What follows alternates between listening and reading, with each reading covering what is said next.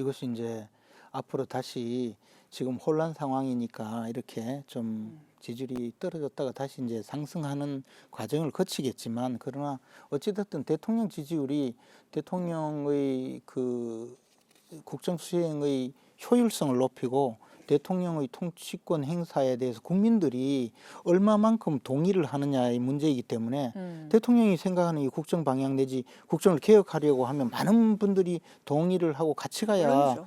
이 효과가 있는데, 이제 그것이 자꾸 문제가 되는 점이 있고요. 또 하나는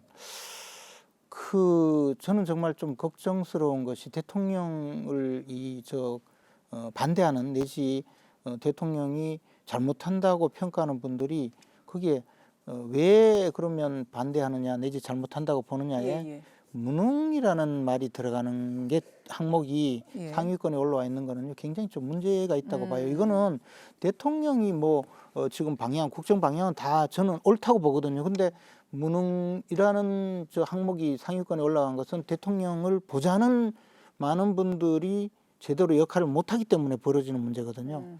이 부분은 상당히 앞으로 빠른 시일 내에 해결하지 않으면 계속적으로 이 지지율에 심각한 문제가 벌어진다는 거죠. 대통령 혼자 무슨 일을 할 수 있습니까? 알겠습니다. 그럼 이 지지율 수행하는 하락 건데. 최저치의 이유는 아까 말씀하신 것처럼 뭔가 뭐 거짓 선동, 호도 이런 것 때문이라고 보시는 거예요?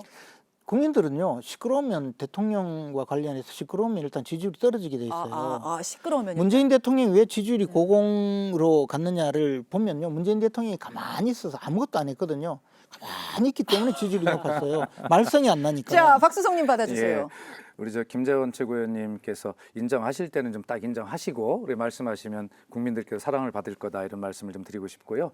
저는 좀 안타까운 게 늘 저는 주장을 했어요. 말씀드렸고, 대통령의 지지율은 올라가야 한다. 윤석열 정부는 성공해야 한다. 그것은 윤석열 대통령 개인이나 국민의힘 여당을 위해서라기보다 대한민국과 국민을 위해서 그렇게 돼야 된다라고 진심으로 그렇게 바라고 있는 사람이고요. 이번에 안타까운 건 뭐냐면, 지금 말씀하신 대로 해외 순방을 다녀오면 통상 지지율이 좀 올라가는 그런 모멘텀이 되거든요. 근데 그런 올라가야 되는 모멘텀에 올라가지 못하고 오히려 떨어진 것이기 때문에 아픔은 두 배로 큰 것이죠. 그래서 이번 문제의 외교 성과가 어땠다, 뭐가 어떻다라고 하는 것은 제가 볼 때는 지난 일이고, 국민은 이미 민주당이 그렇게 국민께 말씀을 계속 드려서 그렇다고 말씀하시겠지만, 그랬는지 어땠는지 모르지만 국민은 판단을 하고 계신 거거든요. 그러니까 이 문제는 그 대통령실이나 국민의힘이나 이 문제는 빨리 끊고 새로운 출발을 다짐하는 것이 다시 대통령의 지지율을 회복하고 국정 동력을 확보하는 길이라고 저는 확신해요.